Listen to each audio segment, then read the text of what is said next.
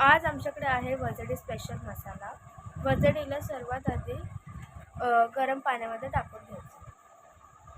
ही आहे अद्रक, लसूण आणि कांद्याची पेस्ट। आणि आपण वजडी स्वच्छ पाण्याने धुवून घेतली आहे।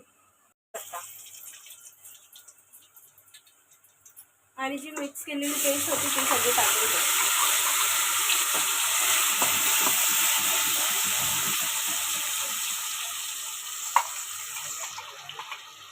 त्यातला लाल मसाला टाकून घ्यायचा आहे।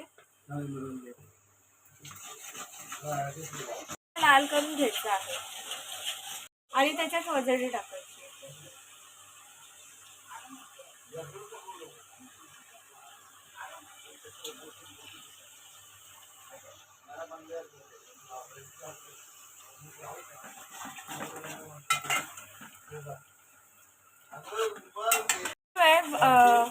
शिजायला ठेवायची।